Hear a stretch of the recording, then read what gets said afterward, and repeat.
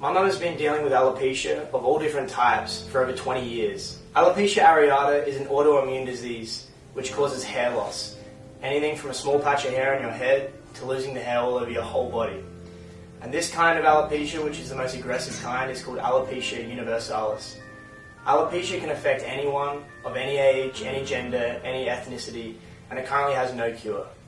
This is a little bit about her story to help inform and educate you guys on the physical, psychological, and social effects that alopecia can have on people. When I very first lost my hair, I was 16, and it was when my parents had separated, and it was very stressful. And I noticed that I'd lost half the hair on one eyelid, and that lasted probably 6 months or so, and then it grew back, and I didn't think anything of it at all. And then the next time I lost hair was actually after I had you. And she started losing her hair again, and I think it was a little patch on the back of her head. You know, we were running a business, I'd got 2 other children, and it wasn't stressful, but there was a lot going on, and I noticed a small patch about the size of a squash ball on the back of my head, and I ran my fingers up the back of my head and thought, that's really weird, that feels really smooth, and it was a small area of hair that was missing, and again, over a period of time, that came back, and that was it. And then in the July, I think, we went as a family to Bali, and during that time, it just came out in masses. Like it was, my hair was falling out. Every time I touched my hair, I'd have a bunch of hair in my hand. And by the time we left Bali, I'd pretty much lost nearly all my hair.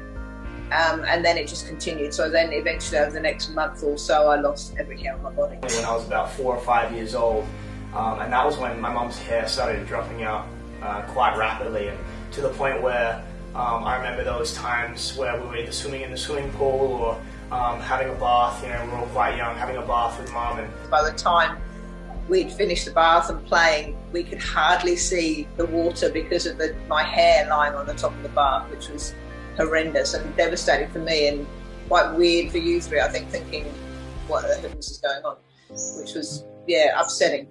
So when she got back from Bali, she had to go find a wig because most of her hair was gone, pretty much on her whole body, her eyelashes, her eyebrows, but she had to go back to work. So first thing first, she goes to the hospital and tries to find a wig store. I had hardly any hair.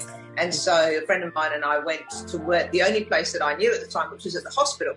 And I tried on lots of wigs. I was really upset and I was in tears, and then suddenly we put this wig on, which was weird because I remember sort of muttering in my teary state, you know, I'm back, because it made me look a little bit more like I wanted to look. It was the bizarrest event, really.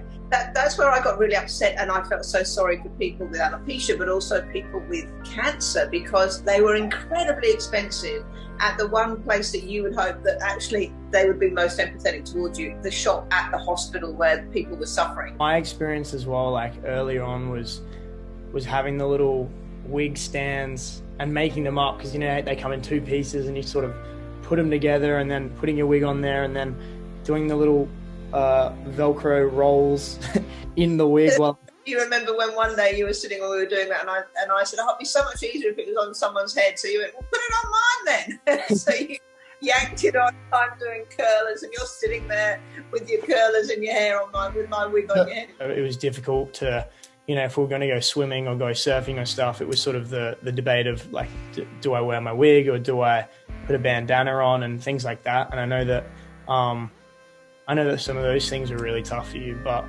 that's, again, I sort of started to notice a little bit more as I got older, but I don't, and it's impossible for me even now.